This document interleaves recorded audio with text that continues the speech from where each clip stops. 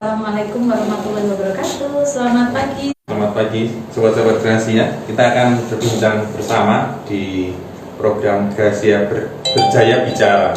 Gitu ya. Program kali ini yang ini baru perdana dilakukan dan live sementara di Instagram. Nanti mungkin kedepannya akan dengan aplikasi-aplikasi yang lain. Ya. Mungkin kita kenalan dulu ya Mas. Teman-teman kan kayaknya belum tahu kita siapa ya. Betul. Ya.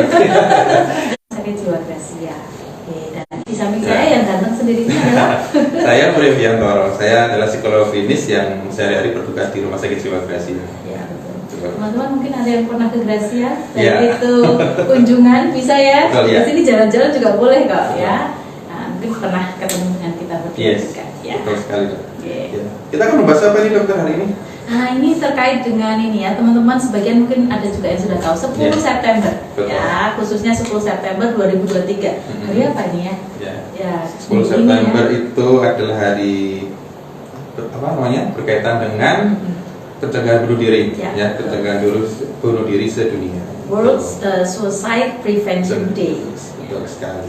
Kenapa penting untuk kita ingat hari itu? Karena ternyata angka suicide di seluruh dunia, bukan hanya di Indonesia ya, itu sangat tinggi sekali. Betul. Jadi dan semakin tahun semakin meningkat, apalagi dengan tantangan hari ini ya. Betul, informasi begitu mudahnya, teknologi begitu maju ya, tapi mungkin ada apa ya, pola-pola parenting, pola-pola komunikasi, pola-pola relasi yang mungkin belum kuat ya, di generasi kita, terutama generasi yang terbaru sekarang, generasi alpha, Mas. Iya, betul, iya, betul sekali. Baik.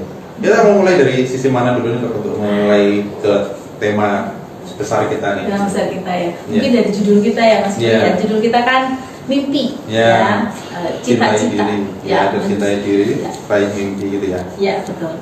Mungkin cerita tentang mimpi dulu kali ya. Oke. Nah, pasti semua teman-teman atau sobat Gracia yang hadir yang mengikuti live kita ini juga pasti punya mimpi masing-masing. Mimpi itu seperti kan bisa dibilang seperti harapan atau keinginan gitu ya. Nah, mimpi dan harapan itu pasti semuanya, termasuk kita sendiri ketika punya mimpi itu pasti ingin diraih dengan sekuat tenaga, ingin diwujudkan. Nah, cuma terkadang apa ya yang membuat kita lupa adalah ketika kita mempunyai harapan yang terlalu tinggi, pada akhirnya kadang kita akan lupa bahwa dalam proses kita menggapai mimpi itu pasti ada hambatan dan tantangan. Nah, ketika harapan kita terlalu tinggi itu, ketika ada hambatan seolah-olah mimpi kita jadi tidak tercapai.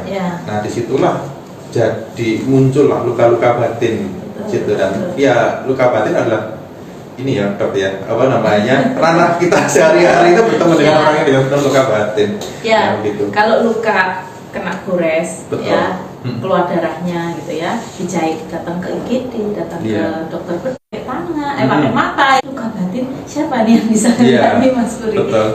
Nah, ini kan juga yang memang problem di kendala masing-masing. Ketika seseorang mengalami luka batin, pasti kalau terbiasa mencoba mengenali emosi, mengenali perasaan, itu akan mudah mengenali. Oh, aku luka ini, aku kok sakit ya, rasanya nyesek, ini kenapa?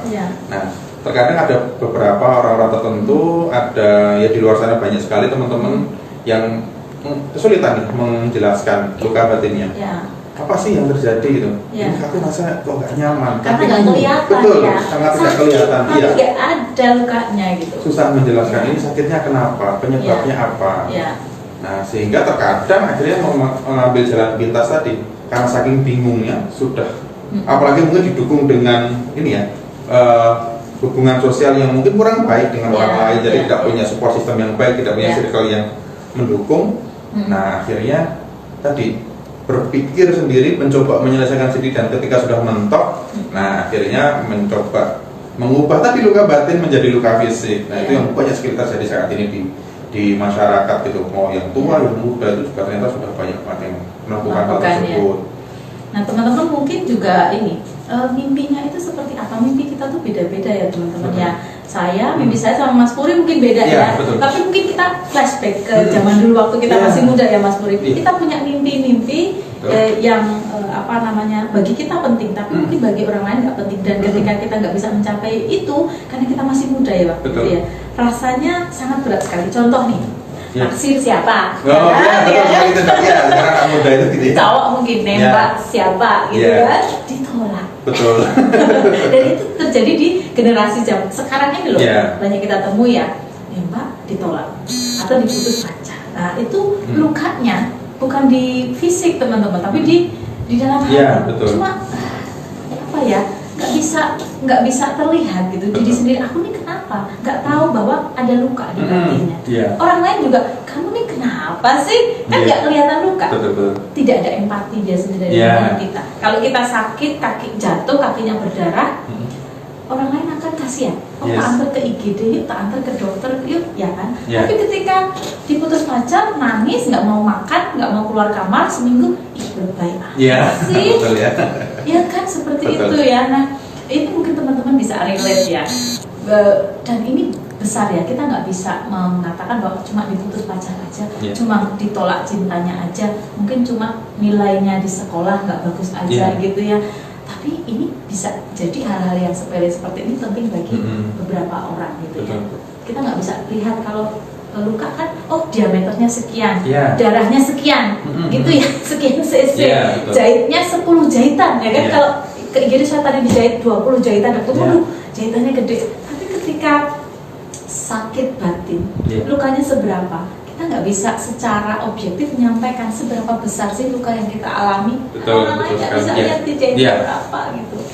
Nah ini teman-teman mungkin bisa lihat, oh begini tuh namanya luka batin, nggak tercapai mimpinya gitu ya. Dan akhirnya sebagian harapan kita bukan termasuk yang nonton ini, karena yang nonton ini nanti akan malah justru memberikan edukasi pada orang-orang di sekitar bahwa ini nggak baik ya. Tapi sebagian kita nggak bisa menganggap ini sebelah mata, melakukan self harm atau suicide. Self harm dan suicide itu beda ya Mas? Beda sekali. Nah, mungkin Mas Puri bisa jelaskan bedanya apa? Kalau self harm itu sendiri kan bagaimana dia menyakiti, sebenarnya dari kata-katanya kan menyakiti diri sendiri ya. Bentuknya sangat macam-macam sebenarnya. Dari yang mungkin dari memukulkan tangan ke tembok, sedutin kepala ke tembok gitu. Bahkan mungkin sudah sampai menggunakan benda tajam dengan cutter, dengan pecahan kaca segala macam. Minum obat. Ya, minum obat yang cairan-cairan. Obat yang tidak sesuai dengan dosis juga itu kan bentuk dari self harm. Nah, sebenarnya kan kalau yang menarik adalah gini. Tadi kita nyambung ke penyebab tadi ya. Sebenarnya kan tadi masyarakat itu atau orang-orang di luar sana kadang kesulitan menjelaskan apa yang terjadi pada dirinya, perasaannya. Sebenarnya kalau ditanya pun dia nggak mau kok melakukan self harm atau mungkin menganggap suicide itu. Cuman karena tadi merasa sudah tidak ada jalan sama sekali, akhirnya ya sudah yang paling nyata menurut dia itu adalah mengubah rasa sakit ini menjadi ke fisik. Nah, tadi ketika nyayat, rasanya melihat luka, melihat darah, lega karena tadi fokusnya perhatiannya ke luka. Kemudian ketika itu diobati, ya seolah-olah perasaannya selesai, tetapi kan problem aslinya tidak selesai itu ya. Iya betul. Ini nanti berulang lagi jadi karena setan yang sekali di situ terus. Nah itu sih dari self harm sendiri. Dan suicide kan pola-pola pikiran-pikiran yang mengarah untuk mengakhiri hidup sendiri. Nah itu memang harus kita harus memperhatikan itu. Ketika punya keinginan itu, kita harus mungkin kita ngomong ke orang-orang terdekat atau bahkan kalau memang orang terdekat tidak bisa support, ya mungkin harus lari ke profesional. Seperti itu sudah kalau dari sisinya saya. Mungkin dari dokter gimana? Ada pengalaman mungkin atau teorinya dokter yang paham lebih jauh? Jadi teman-teman mungkin harus bisa membedakan self harm dengan suicide. Self harm bentuk menyakiti diri sendiri. Yang aktif tadi Mas Puri sudah sampaikannya. Tapi ternyata selain aktif, pasif juga bisa loh Mas Puri. Ada yang pasif ya? Harusnya dia sakit dan harus minum obat, nggak diminum obatnya. Banyak ya. Harusnya dia minum obat tensi, obat gula, nggak minum. Biar aja deh tensiku tinggi, biar aku tambah sakit, biar aku masuk rumah sakit, biar aku mati sekalian, misalnya seperti itu. Terus kemudian tidak mau makan, tidak mau merawat dirinya, ya seperti itu. Hal-hal yang tidak dia lakukan untuk menjaga dirinya tetap hidup, itu harus hati-hati juga. Memang self harm itu awalnya tidak ada niatan untuk mati atau meninggal ya. Kalau suicide kan memang tujuannya untuk mengakhiri hidup ya, tapi self harm tidak. Hanya tadi malam saya tuh ngobrol sama Dokter Isa juga dari RSC Grogol. Terima kasih Dokter Isa ya, tadi malam kita ngobrol banyak. ternyata self harm meskipun tidak berniat untuk mengakhiri hidup, kadang-kadang tetap berakhir menjadi hidupnya berakhir juga. Dia tidak sadar bahwa perilakunya itu bisa mengakibatkan kematian. Ya, contohnya hanya ingin menyakiti diri sendiri. Istilahnya sekarang tuh barcode, ya, tidak boleh ditiru dan tidak boleh dilakukan karena ini termasuk bagian dari self harm tadi. Bikin barcode, ya, dan itu banyak. Setiap ada luka barcode, menyayat tangan atau bagian tubuh lainnya. Dia tidak tahu seberapa dalam sayatan dia. Ketika sakitnya lebih dalam, nyayatnya lebih dalam. Dia nggak tahu bahwa ini mencapai pembuluh darah yang bisa mengakibatkan dia mengakhiri hidupnya. Akhirnya, ya, jadi bahaya juga self harm itu. Betul sekali. Karena kontrolnya dari kan tadi hanya mengejar rasa ya tadi. Itu tadi ada rasa yang ketika tadi nyaman gitu ya, di situ ya nyaman. Ketika satu barisan akhirnya terlalu semakin dalam atau bahkan tidak tahu tadi lokasi-lokasi yang akhirnya bisa berbahaya ke kehidupannya nanti. Nah ini sebenarnya mungkin nanti Mas Puri yang lebih ahli di bidang ini ya. Jadi bagaimana mengubah atau mengekspresikan luka di batin tadi? Karena kan ini harus disampaikan. Aku sedih, aku marah, aku kecewa, aku patah hati nih, gitu ya. Tapi tidak bisa mengekspresikan keluar. Misalnya adalah melakukan tadi self harm itu untuk mengekspresikannya. Nah, teman-teman yang melakukan ini sebenarnya perlu melatih diri untuk ekspresi, ya kan, kemudian melampiaskan, kemudian menyalurkan energi negatifnya itu dengan hal-hal lain yang lebih positif. Mungkin Mas Puri lebih tahu nih. Tapi sebelum teman-teman yang ingin bertanya boleh ya nanti silakan tulis di kolom komentar. Nanti ada petugas kita yang akan merekap itu, nanti akan disampaikan kepada saya. Oke. Jadi tadi menyambung ke menyambung ke ekspresi ya, mengekspresikannya kan bisa ngomong, bisa cari teman, telepon, bisa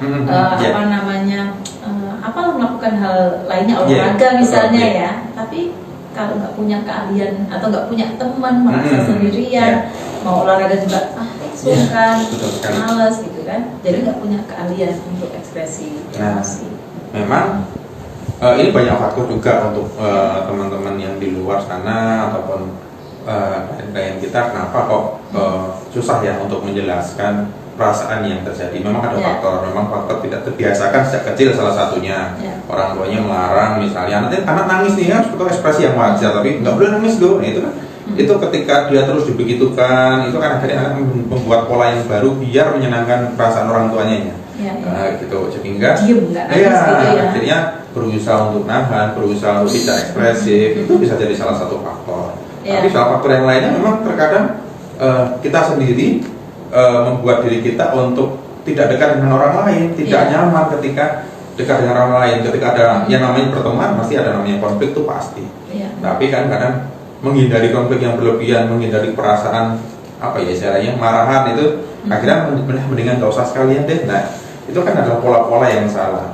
Nah, sehingga ketika kita sudah terlalu penuh dengan permasalahan kita sendiri, akhirnya kebingungan untuk menjelaskan bagaimana ini. Kita putar dalam berpikir dalam diri sendiri. Ketika sudah mentok frustasi, ya akhirnya tadi pengalihannya pasti mencoba menyalahkan diri, kembali ke semuanya itu menyalahkan diri, akhirnya nanti ujung-ujungnya menyakiti diri sendiri. Itu sih yang secara psikologis atau secara garis umumnya seperti itu. Memang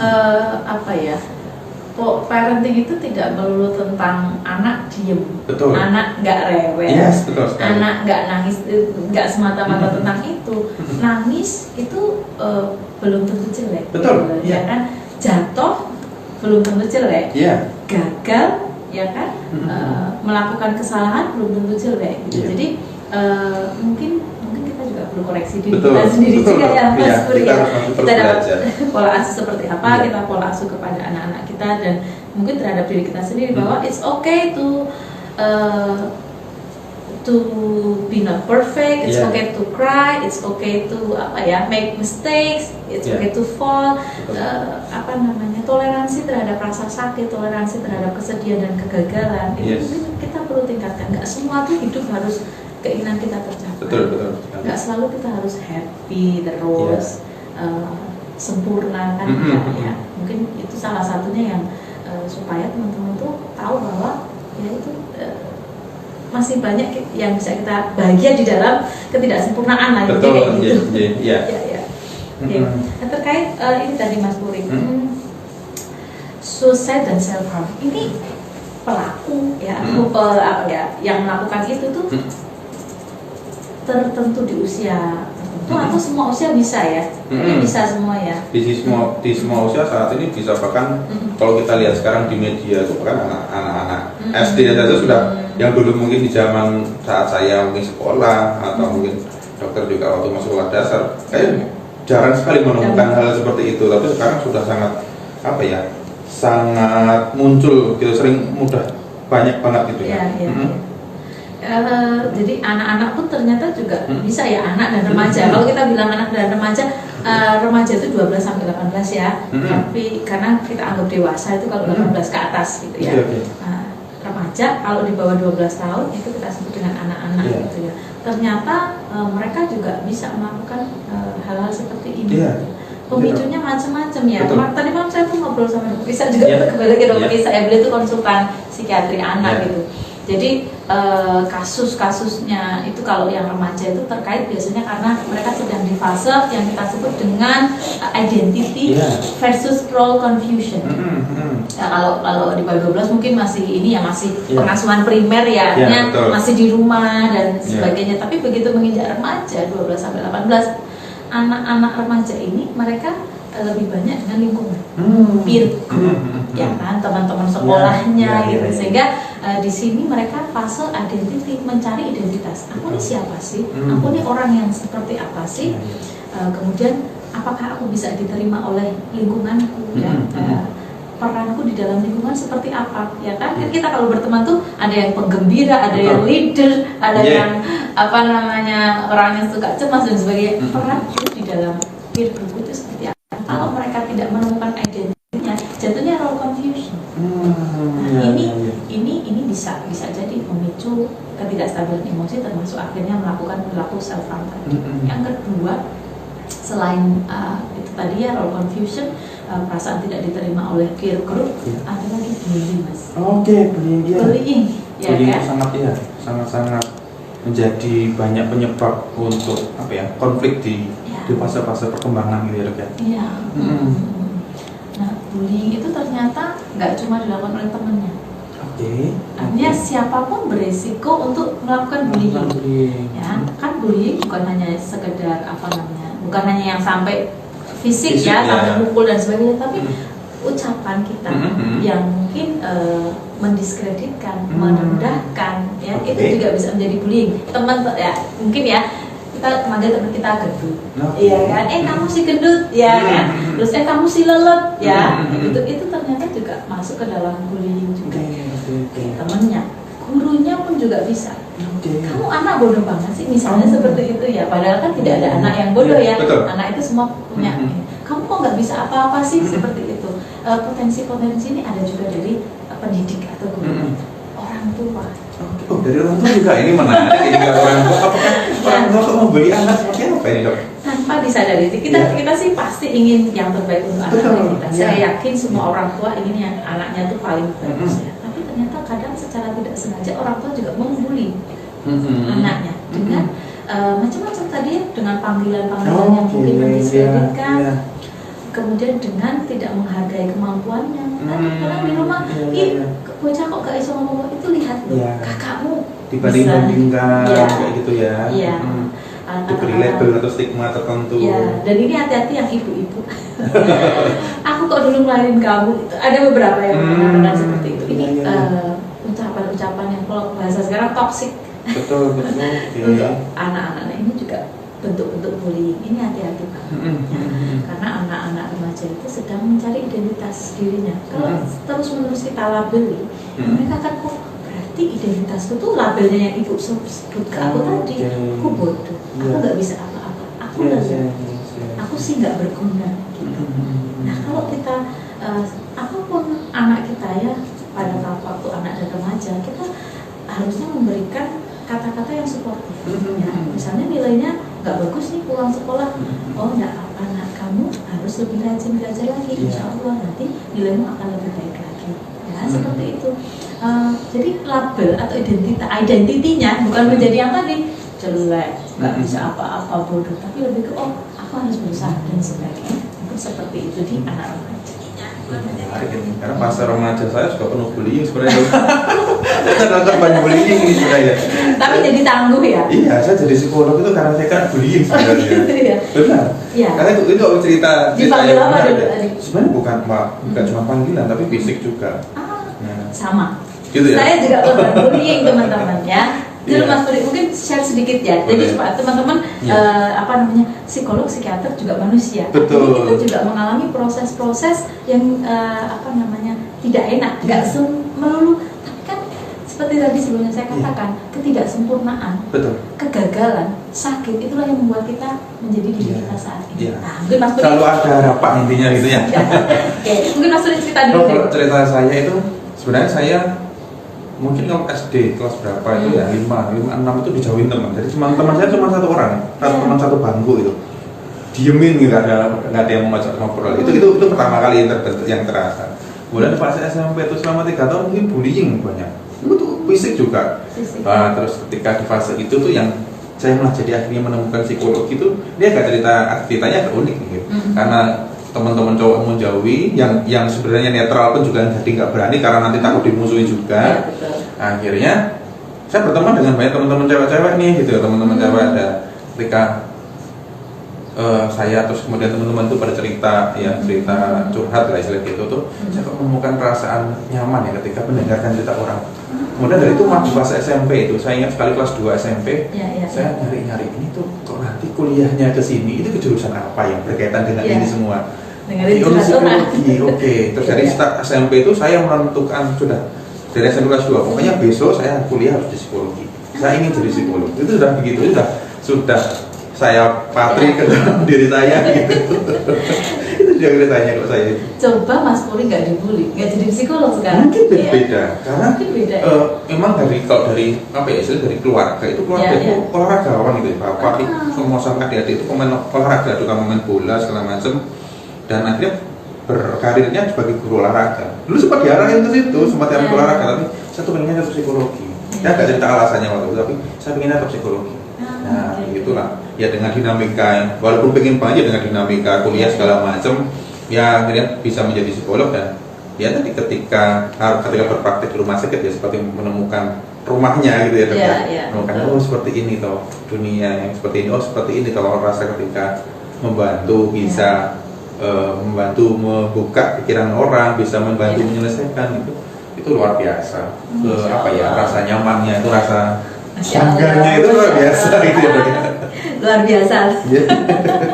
Jadi itu ya teman-teman, tidak kadang-kadang rasa sakit, bullying macam-macam, luka batin tadi itu bisa menjadi sesuatu yang memberikan kita energi lebih ya untuk bangkit untuk membalas, tapi dengan versi positif loh membalas bulian itu tapi dengan versi yang positif. Saya juga jadi korban bully dulu saya jadi korban bully karena dulu tuh lebih ke body shaming. Kalau perempuan kan body shaming karena gendut dan sebagainya gitu. Bahkan itu sampai SMA. Saya pernah dikatain sampai karena ada teman yang manggil saya waktu itu tuh gempa bumi, Mas. Bayangkan seperti itu. Tapi ya tidak masalah. Artinya I never take it personally. Jadi saya tuh siapa yang manggil itu pun saya saat ini udah lupa. Sudah nggak ada rasa dendam lagi. Tapi yang saya ingat adalah kata-katanya. Oke, saya harus membuktikan bahwa saya bisa lebih baik daripada yang kamu panggil pada saya gitu. Saya jadi ingat satu hal yang nggak menarik ini sebenarnya. Jadi saya ingat satu hal. Sebenarnya ini adalah kata-kata yang banyak quotes ini muncul di agama Buddha sebenarnya. Jadi gini, misalnya teman-teman yang mengalami bullying pasti akan sakit ya. Ketika dibully itu sakit, rasanya sakit. Nah, kita jadi gini, dalam prosesnya manusia itu menjadi sakit hati atau merasa kecewa itu adalah hal yang nyata. Sakit itu nyata, tetapi menjadi menderita itu adalah pilihan. Itu quotes ya agama Buddha. Jadi kadang kalau kita dibully kita sakit, tapi kalau kita jadi dendam, dendam itu yang membuat kita menderita sebenarnya. Terus atau misalnya kita jadi waduh kok bola satu saat terus diinget terus itu akan membuat kita jadi terus menjadi sakit, menguras energi, sakit hati terus. Padahal mungkin bullyingnya sekali, tetapi itu jadi seolah-olah ada terus di kejadian kita karena apa ya di mindset kita pada akhirnya. Teman-teman yang pernah dibully boleh loh nulis di komentar. Iya boleh ya ini, boleh loh silakan. Kita ceritakan sharing. Kita bisa bahas bersama, mungkin bisa mendapatkan pencerahan suatu saat semoga. Sehingga bisa lupa, betul ya, bisa lupakan emosinya. Kalau lupanya nggak bisa, tapi meninggalkan emosi negatif terkait bullying. Betul, iya. Masih ingat dipanggil itu, tapi rasanya dia itu udah nggak marah lagi. Jadi kalau kita kumpul-kumpul sesama korban bully ya, kita lihat, oh ternyata ada ya temanku, bahkan oh ada yang lebih parah dari aku di bully. Banyak sekali dong. Makes us feel lebih nyaman, lebih ringan gitu rasanya ya. Ya, sambil kita nyambung tadi. Menyambung ke ini dok, saya menemukan hal yang menarik nih tadi tentang di remaja saat ini. Nah remaja itu kan sangat lekat dengan peer groupnya ya, sangat dekat banget perasaannya dengan peer groupnya sama teman-temannya. Nah ini yang berbahaya adalah ternyata ada teori yang mengatakan bahwa istilahnya itu Werther effect. Jadi Werther effect ini tuh ceritanya ini adalah nama orang yang dia penulis. Ya, penulis terkenal zaman pujangga, zaman kerajaan Inggris dulu, masih sangat percaya yang masih zaman kerajaan dulu. Kemudian dia melakukan suicide, bunuh diri. Karena ada permasalahan suicide. Ternyata yang menyukai karya-karyanya dia itu jadi terinspirasi untuk bunuh diri. Nah, atau bahkan ini yang menarik. Jadi terkadang ini ada yang menyebut bunuh diri atau perilaku self-harm itu jadi menular gitu loh. Ini yang menarik sekali. Karena ternyata orang-orang itu terinspirasi karena tadi perasaan yang sangat dekat, akhirnya terinspirasi. Nah yang berbahaya adalah sekarang kan kita lihat saat ini ya, masa anak remaja sekarang itu kan ini suka nih Korea-Koreaan, suka nih Jepang-Jepangan segala macam ya, artis-artis Jepang. Nah kita kan yang perlu kita sadari adalah bahwa normanya, norma ada di lingkungan kita dan di sana kan sangat berbeda. Nanti yang berbahaya adalah tadi meniru, ketika artis idolanya kok tiba-tiba bunuh diri tanpa sadar itu terekam dalam memori kita. Nanti ketika ada masalah terus itu yang teringat. Nah itu kan menjadi nekat yang berbahaya. Dari sisi psikiatri gimana dok? Gitu hal yang begitu. Ya, jadi memang idola ya. Idola itu kan menjadi suatu orang yang semua yang dia lakukan menjadi panutan bagi kita, ya kan, artis-artis dan apalah tokoh gitu ya. Nah makanya dari awal, karena ketika kita udah menempatkan orang itu sebagai idola, ibaratnya jantung dia buka lebar-lebar, dia masuk. Ketika dia masuk, ya akan sangat sulit bagi kita untuk melihat bahwa apa yang dia lakukan itu merupakan hal yang negatif. Kayak cinta itu kan hal yang jorok itu jadi hal yang rasa coklat ya. Betul. Kalau kita udah cinta, yang tidak layak dimakan pun jadi kayak coklat gitu kan. Seperti itulah. Jadi apa yang dia lakukan ya, kalau kita udah cinta, karena kita nggak bisa membedakan value kita kan, ini hal positif, ini hal yang baik, ini hal yang tidak baik, ini hal yang benar, ini hal yang salah. Itu tidak kuat, sehingga ketika ada idol yang kita ambil gitu, udah masuk ke dalam jantung kita, udah di situ, apa yang dia lakukan akan menjadi suatu hal yang baik. Maka kalau saran saya dari sejak awal jangan masukin ke dalam hati. Artinya sebelum kita ngambil seseorang menjadi, kita putuskan, karena kan memasukkan dalam jantung kita itu keputusan. Menurut saya ini keputusan. Tapi ketika kita udah memasukkan, udah nggak ada lagi tuh baik dan buruk. Nah sebelum kita mengambil seorang itu menjadi, oh ini nih panutanku si A, panutanku si B, gitu kan. Sebelum masuk kita betul-betul harus pertimbangkan, apakah ini layak untuk menjadi panutan saya atau tidak. Ya itu satu. Tapi lebih di atas lagi menurut saya, karena kita kan punya kontrol religi ya. Jadi jangan sampai menjadikan manusia, karena sebaik-baiknya manusia pasti akan ada perilaku buruk. Sehingga suatu saat ketika kita mendapatkan hal yang negatif dari dia, kita nggak akan bisa membedakan lagi itu, atau kita akan melihat, kita tahu dia baik semua, satu keburukan dia kita tahu, kita jadi patah hati banget sampai akhirnya kita kecewa dan ya seperti itu. Kalau saya kita punya kontrol religi, maka kalau di dalam Islam kan ada Nabi Muhammad sebagai tuntunan kita, yang itu sudah dituntun oleh Allah, baik dan buruknya sudah masuk di sana gitu. Buat teman-teman mungkin yang dari agama yang lain pasti punya panutan yang memang ada standar yang positif gitu. Jadi bukan hanya sekedar si artis ini lagi booming nih, saya ambil dia sebagai ini saya si artis ini, enggak seperti itu. Kalau menurut saya. Oke. Nah, ini kalau dalam ini ada teori juga sih dok, yang misalnya Emil Durkheim itu menyatakan bahwa perilaku menyakiti diri atau bahkan ke arah suicide itu ada tiga penyebab ya. Jelas salah satunya kan tentang egoistik nih, misalnya orang egoistik itu kenapa? Contohnya gini dok, dia ingin misalnya menyakiti diri atau ingin ke arah suicide untuk segera selesai masalah dengan masalahnya itu. Sebenarnya pemikirannya egoistik tuh. Kemudian ada yang altruistik itu tadi terlalu terikat dengan lingkungannya atau dari norma-norma sosialnya. Nah itu yang terjadi sebenarnya, yang tadi yang disebutkan oleh dokter ini. Oh ya, ini ada pertanyaan nih dok nih dari interaktif dari yang ikut labnya kita ini mengatakan dari Mas Armando Luis nih, dok, bagaimana pendapatnya bila ada yang mengajarkan anak untuk melawan saja, misalnya memukul bila dia dibully, apakah itu tindakan yang benar? Bagaimana jika mengajarkan anak misalnya untuk melawan ke pembuli itu?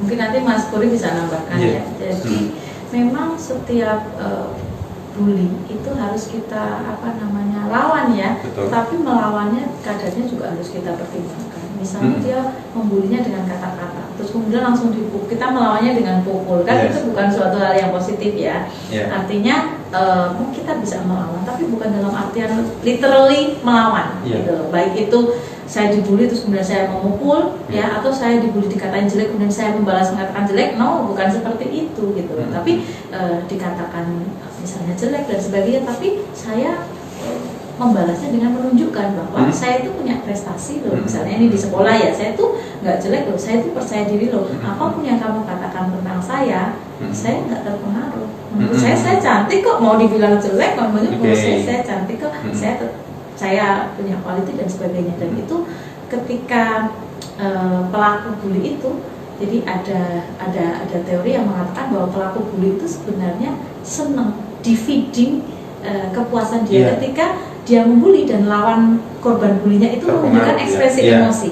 Itu kita memberi makan untuk egonya si pembuli. Tapi ketika saya bully, kemudian orang yang kita bully ini kok tak terpengaruh sih? Udah saya bilangin jelek, kamu tuh bodoh, tapi ternyata tetap dia pintar, ternyata tetap dia berprestasi gitu ya. Ternyata tetap dia jalannya pede aja. Tidak ada respon, dia akan tidak dikasih makan nih egonya dari si pembuli. Mungkin dia akan berhenti membuli dan mencari korban lain. Betul. Yang bisa memberikan feeding emosinya. Nah, kalau saran saya sih ngelawannya bukan dengan itu ya, tapi dengan yaitu tidak terpengaruh. Yang pertama kemudian membuktikan bahwa kita bisa menunjukkan sisi positif kelebihan kita seperti itu.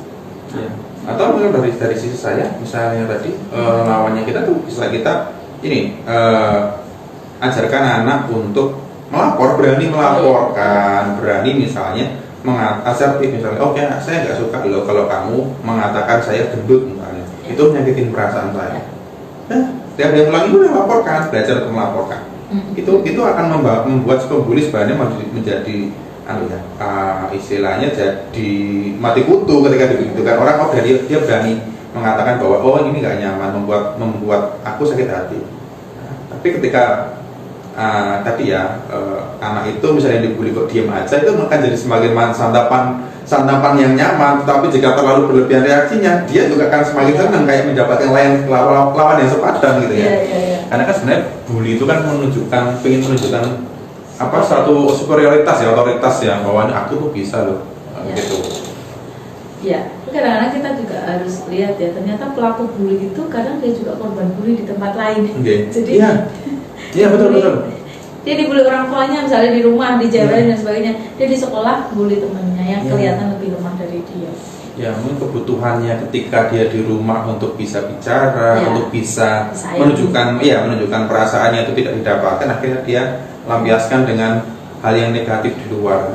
Dia merasa aku super power, di rumah dimarahin terus, akhirnya di sekolah akhirnya berusaha untuk seolah-olah aku kuat nih, aku bisa ngontrol temanku, aku jadi apa ya, ketua geng nih, aku jadi orang yang punya banyak bawahan, punya banyak orang yang ngikutin aku. Nah itu yang jadi harus diobatin atau diterapi karena bukan hanya korban bulinya ya, betul, pelakunya juga.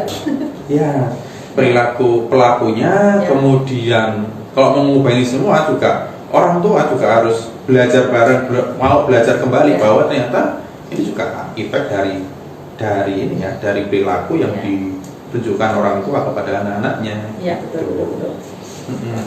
Ya dok, kita kembali ke tema sambil nunggu pertanyaan dari teman-teman selanjutnya ya.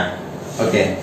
Tadi dok, ini menarik dok. Tadi tentang bahwa perilaku suicide atau perilaku ini ya self harm ternyata kok tadi bisa kayak seolah-olah menular. Tapi ya kita sama tadi kan itu salah satu bentuk modeling dari tokoh-tokoh yang atau orang-orang yang kita idolai. Nah selain itu apa dok yang mungkin dari sisi psikologis, sisi psikiatri dulu nih dok yang bisa diberikan informasi ke teman-teman semuanya? Ya, jadi benar itu adalah perilaku yang menginduksi ya. Saya banyak sekali dapat cerita ya dari klien-klien yang mungkin penyintas gangguan mental, khususnya mungkin bipolar ya, karena gini, jadi perilaku suicidal ini bisa dilakukan karena gangguan mood ya, entah itu depresi, bipolar atau gangguan mental lainnya seperti schizophrenia dan lain-lain. Karena gangguan cemas pun bisa. Jadi ketika cemas atau panik ya, ketika kecemasannya memuncak, nggak tahu nih apa yang harus dilakukan, akhirnya mencakar atau menyakiti diri sendiri, itu juga bisa dilakukan. Nah, beberapa kadang-kadang kan berteman ya, kadang punya komunitas ya, dan ternyata komunitas ini ya bisa positif bisa negatif. Beberapa kali kadang kalau ada perilaku atau ide-ide untuk self harm atau suicide itu disampaikan di grup. Di grup ya, ada grup di medsos, ada grup WhatsApp macam-macam tuh, karena satu orang yang merasakan dorongan sharing di grup. Nah ternyata teman-teman yang lainnya ikut itu bisa ya.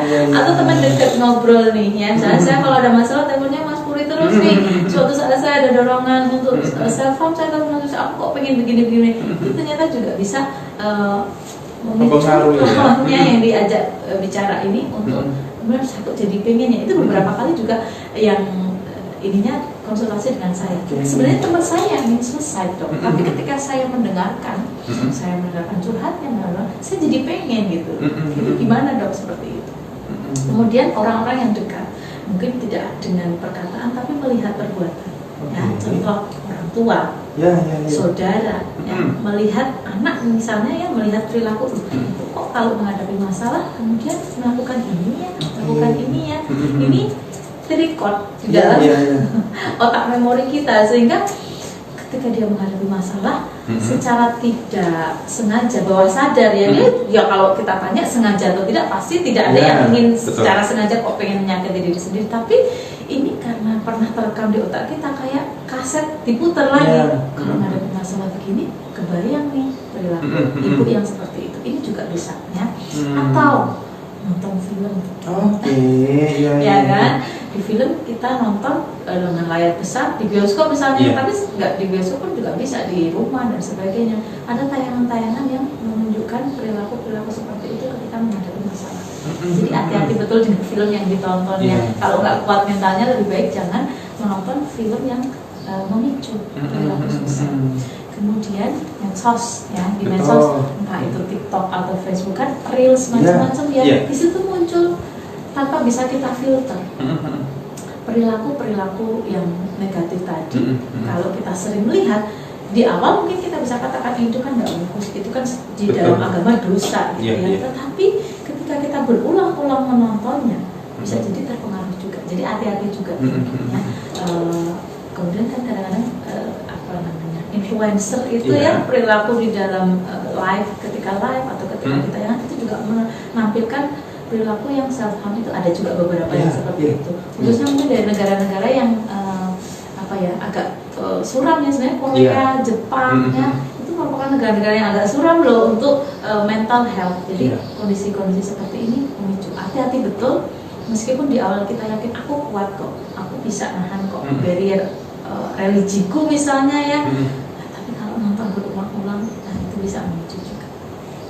Ya, saya kan karena jadi bentuk pembiasaan ya, pembiasaan. Jadi seolah-olah norma kita menganggap itu adalah sesuatu yang umum di masyarakat. Padahal mungkin yang ditonton cuma satu. Karena itu terjadi begitu. Jadi seolah-olah itu sudah sesuatu yang umum sehingga akhirnya ya udah ketika terjadi masalah, frustasi, kita kesulitan mengolah itu, kesulitan untuk menjelaskan, teringat ya dorongan itulah yang pertama kali muncul ya. Akhirnya mengambil jalan, udah kayaknya enak banget gitu ya. Seolah gitu sehingga akhirnya selesai. Kalau dalam teori tadi egoistiknya muncul gitu ya. Betul. Gitu. Hati-hati juga untuk tayangan media sosial atau media publik itu brainwash yang paling efektif sebenarnya ya. Hal yang salah kalau itu ditayangkan berulang-ulang di hadapan kita di media publik, lama-lama kita akan lihat ternyata itu wajar ya. Kayak maaf ya adegan yang dulu disensor 20 tahun atau 30 tahun yang lalu dengan adegan yang disensor untuk ditampilkan di bioskop hari ini beda banget. Betul ya, sangat betul ya, sangat setuju. Mungkin yang kita lanjutkan lagi ya Mas ya.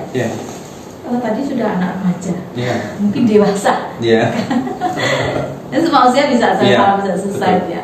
Dewasa umurnya 18 sampai mungkin sekitar 60 tahun ya. Kita katakan itu sudah masuk ke usia lansia ya. Meskipun 18 sampai 40 itu dewasa awal, 40 sampai 60 itu dewasa akhir. Saya sudah masuk ke hampir dewasa tidak masuk ke dewasa awal tuh dewasa awal ya, masih di bawah 40 ya. Juga masih sih, tapi tinggal 2 tahun lagi masuk. Nah, ini masuk kalau menurut Erik Erikson masuk ke intimacy versus isolation. Jadi di sini kita akan membentuk intimacy dengan orang-orang di sekitar kita, utamanya pasangan. Kan kalau 40 kita kan sudah mulai menemukan orang untuk kita trust. Betul. Sampai nanti kita bawa sampai umur 60 ya. Kita trust, kita garwo ya, sigara nyowo. Sudah ketemu sigara nyowo gitu. Tapi belum tentu kalau kemudian menikah sudah ketemu garwonya loh Mas. Kan ada orang yang menikah tetapi hidup sendiri-sendiri. Betul. Kayak roda jalan bareng, tapi ada tuasnya, jadi nggak nyatu, nggak nempel gitu. Jalan sendiri-sendiri, tidak ada keterbukaan maupun saling memiliki di antara dua pasangan ini. Nah, di sini tidak terbentuk intimasi meskipun dia punya pasangan, tapi bentuknya adalah isolation. Isolation adalah menyendiri, dan dia tidak merasa secure, tidak merasa bahwa ada orang yang kalau aku jatuh nih, kalau aku nggak punya apa-apa nih, I will have somebody to catch me. Nah, ini secure. Tapi kalau tidak, lepas, jadinya insecure terus. Nah, di fase-fase ini juga hati-hati banget ya, karena nanti mulai bisa jatuh ke dalam kondisi depresi atau apa yang kemudian ke self harm tadi. Kalau kita berhasil melewati fase ini bisa ke generativity versus stagnation. Tapi kalau tidak melewati ya nanti masuk ke isolation.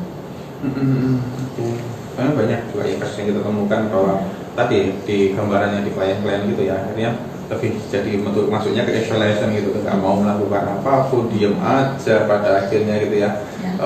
Karena terasa tidak menemukan sesuatu yang worth it untuk dia, yang mendukung dia segala macam. Ya kan kalau kasus yang kita temui di praktek kita ya Mas ya, 18 lah ya sampai 40 tahun kalau datang ke kita, permasalahan utamanya apa? Pasangan, betul. Pekerjaan lah, tapi nggak banyak ya. Ketika ada masalah di pekerjaan, kalau kita gali mesti ada sesuatu di pasangannya. Kan seperti itu.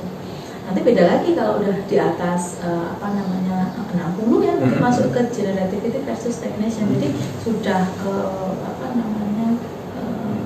apakah menua dengan sukses? Menua dengan sukses itu kan artinya keluarga stable, stabil.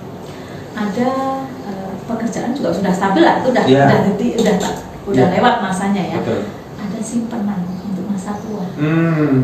Baik itu simpenan berupa simpenan material maupun non material. Non material itu artinya pasangan, anak-anak. Jadi kalau nanti aku sakit ya, ada yang kalau aku kesepian nih, ada yang nemenin gitu ya. Jadi itu fase-fase yang menurut Erik Erikson memang fase perkembangan yang harus kita lewati dengan baik. Karena ada banyak juga loh, tadi kan dewasa oke lah dengan pasangan bermasalah ya, tua sudah lansia geriatrik, anak-anak sudah kerja semua, yang tadinya rumah itu rame anak-anak sepi.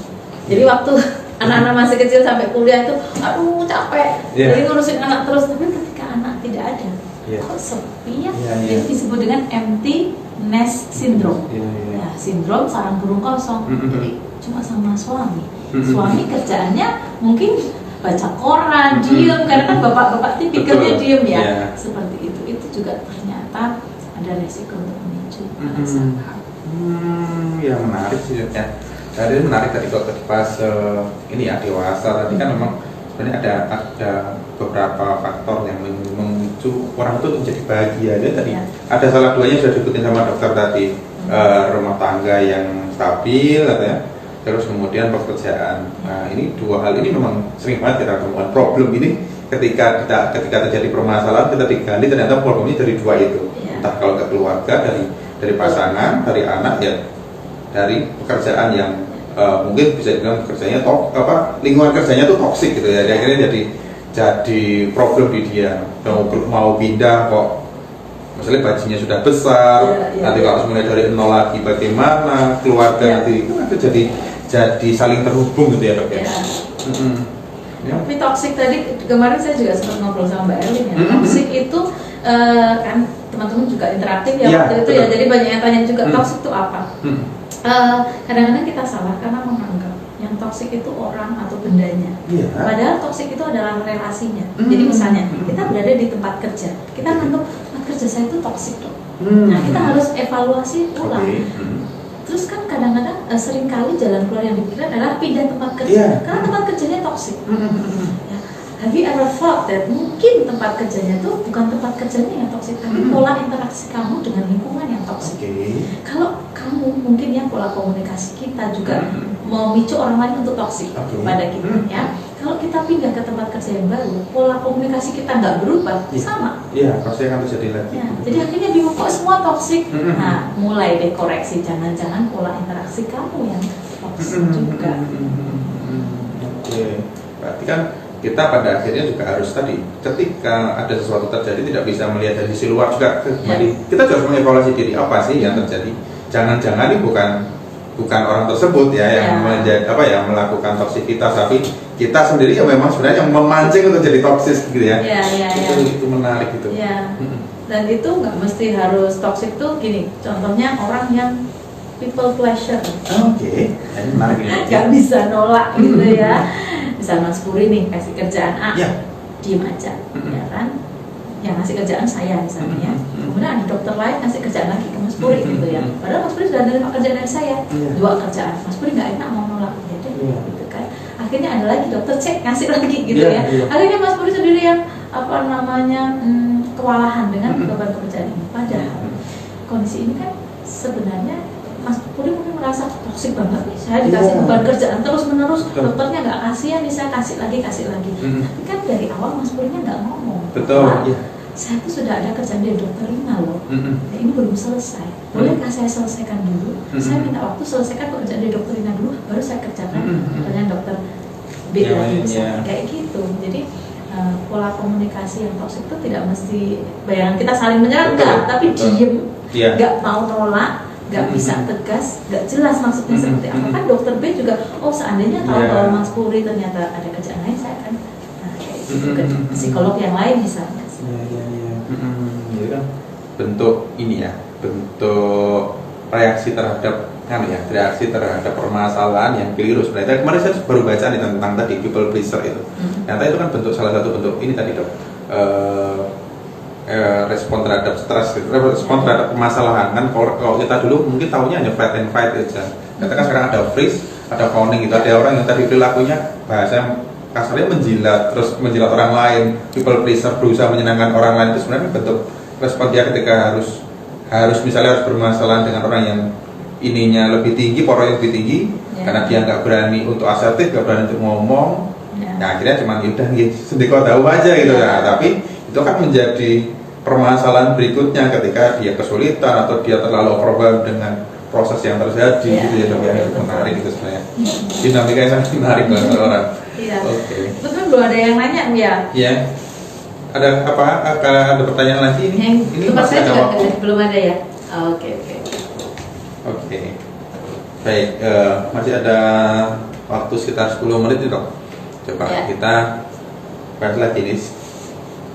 Gimana dok untuk jadi kan kembali ke topik tadi ya, istilahnya tentang bagaimana nih kita mencintai diri untuk meraih mimpi tadi. Nah, bentuk-bentuk mencintai diri itu mungkin yang mulai kita masuk ke sana nih. Apa bentuk-bentuk mencintai diri? Tadi kan jelas kita sudah singgung tentang self harm, suicidal, berarti kita harus menjauhi itu. Bentuk-bentuk yang lain mungkin yang mengarah ke mencintai diri itu seperti apa sih, Cok?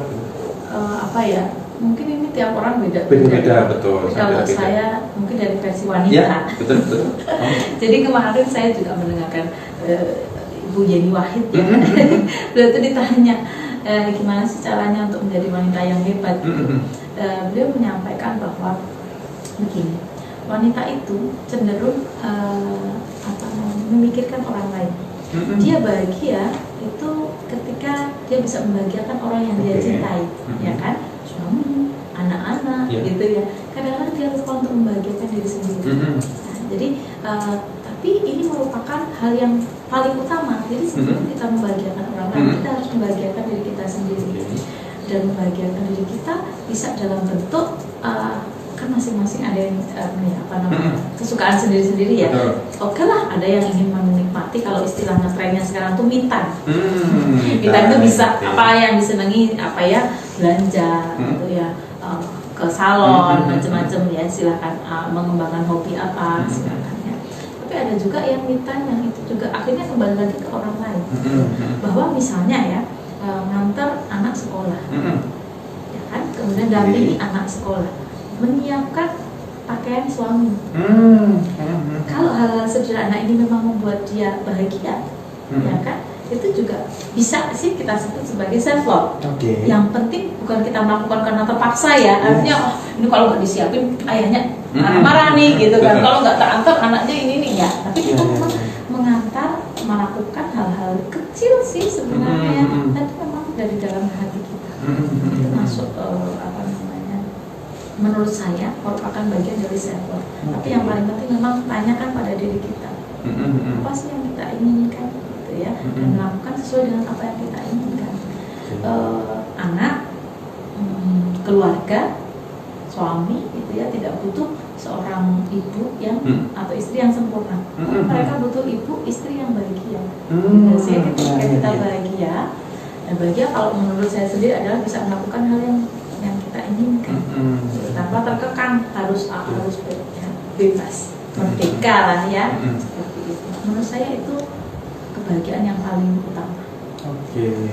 Berarti kalau bisa saya simpulkan tadi yang diceritakan Dr. Rina itu dari sebenarnya ketika kita melakukan sesuatu, antara pikiran, perasaan kita itu terlibat di situ, yang mana body and soul-nya itu menjadi satu kesatuan. Jadi bukan ngelakuin pikirannya kemana karena sebenarnya nggak suka gitu. Jadi cobalah untuk terlibat, cobalah untuk kita selaras di situ. Oke, ketika melakukan ini apa sih tujuannya, apa sih yang bisa kita rasakan, apa yang kita dapatkan. Oh ternyata kalau anak nggak buru-buru semuanya juga akan jadi tenang, istri suami nggak buru-buru ya, pagi-pagi itu juga suasana nyaman. Itu kita bisa mengevaluasi itu dengan kita selaras di situ, ya akan membuat akhirnya baik-baik saja sebenarnya, tidak seolah-olah jadi tidak banyak masalah yang terjadi gitu ya. Tapi kalau kita salah tadi ya, salah pagi-pagi selalu rame nih gitu ya. Memang karena memang tidak kita menyiapkan sesuatu, mungkin juga tidak main body and soul-nya itu tidak ada di situ gitu. Dan teman-teman jangan jangan menaruh kaki kita di sepatu orang lain. Dan ini banyak di medsos ya, di Instagram kita lihat si itu liburan sama keluarga ke sana, si ini liburan ke sana, dan kita terpicu. Saya punya pasien, sudah diajak liburan kemana-mana, happiness-nya nggak ada, gitu loh. Dan effort untuk melakukan liburan itu kan besar ya. Kita harus pergi meninggalkan rumah, gitu ya. Kalau bawa anak-anak harus packing dan lain-lain. Happy kalau liburan ke Bali misalnya ya, padahal harus packing. Di sana ternyata anak rewel, so ini penerbangan delay dan sebagainya. Akhirnya muring-muring lagi, jadi akhirnya nggak tercapai itu. Jadi silakan kalau piknik berlibur kemana bikin bahagia. Tapi remember, happiness itu tanpa syarat. Betul. Anda bisa bahagia saat ini dengan melakukan apa yang kamu inginkan dengan bebas saat ini. Gitu. Be honest, kan? Kalau sama suami, aku lagi malas masak, bilang aja gitu. Ketika suami, ya wes kita jajan aja, tak pesenin ini. Bunda mau apa? Aku keluar beli ini. That simple, itu bisa bikin kita happy loh. Betul sekali. Kalau saya ini dok, pengalaman ini biasa saya lakukan sejak kuliah itu sebenarnya.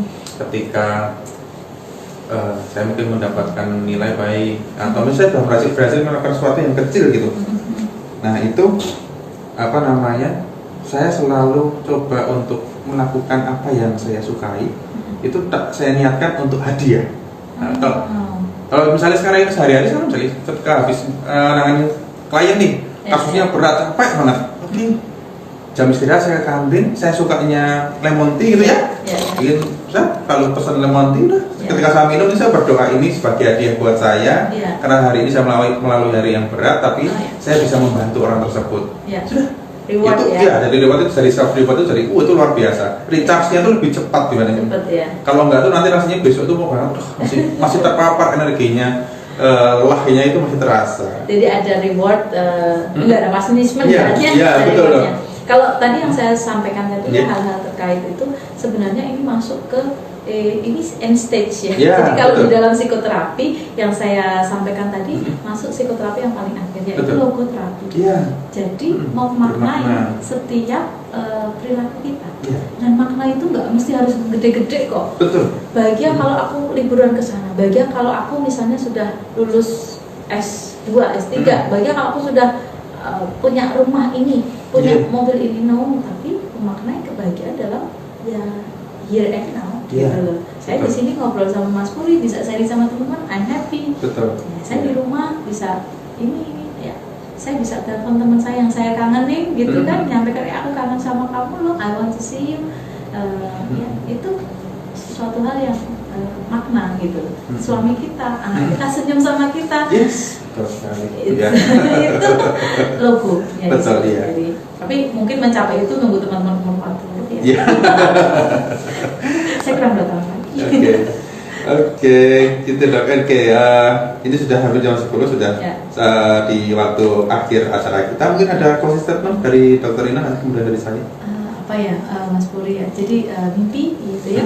Mimpi, harapan, fantasi itu adalah hal yang wajar yang dimiliki setiap orang. Gitu. Saya punya mimpi, Mas Puri punya mimpi, semua orang punya mimpi. Tapi kita harus membumikan mimpi kita.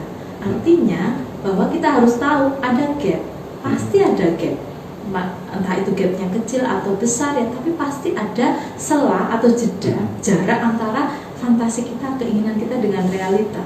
Dan tidak ada satu orang pun di dunia ini yang bisa mencapai 100% fantasi atau mimpinya. Jadi pasti ada gap di sana. Jangan pernah kecewa, marah, sedih ya akan gap itu gitu loh. Dan jangan pernah marah, sedih, kecewa karena kita punya masalah. Karena life is problem gitu loh. Hidup itu selalu penuh dengan masalah.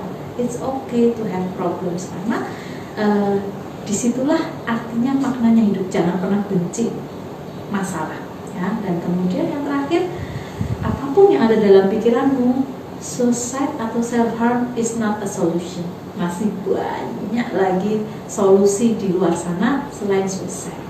Oke, kalau dari saya closing statement-nya adalah baik, harapan, kalian boleh memiliki harapan, memiliki mimpi yang setinggi-tingginya boleh, tapi itu jangan terlalu digenggam yang terlalu keras ya, jangan terus harus gitu ya, karena itu seperti saya sering ngomong ke klien saya bahwa itu seperti kalian memegang tangkai mawar yang berduri.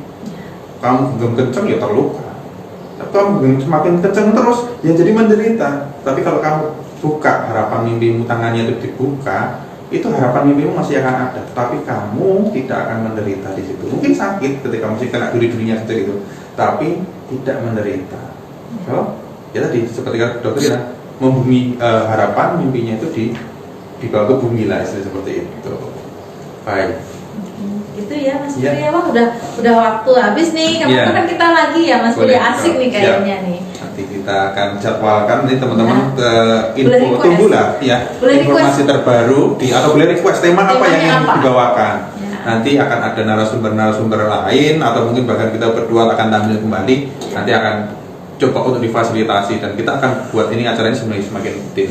Jadi boleh dituliskan di kolom komentar atau bisa ke informasi Gracia misalnya tentang info ide-ide atau DM ke Instagramnya Gracia. Idenya apa sih besok tentang ini deh gitu. Itu akan kita fasilitasi. Baik, terima kasih sekali Dr. Rina untuk waktunya. Terima kasih semuanya untuk tim yang bekerja di proses ini. Saya akan tutup program ini Gracia Bersaya Bicara ya, yang ini sebagai kick off gitu ya. Acara ini mulai kita coba lakukan rutin mulai nanti tanggal dan info berikutnya akan diinfokan di Instagramnya Gracia. Baik, terima kasih buat attentionnya teman-teman semuanya. Saya tutup acaranya. Wassalamualaikum warahmatullahi wabarakatuh. Waalaikumsalam warahmatullahi wabarakatuh.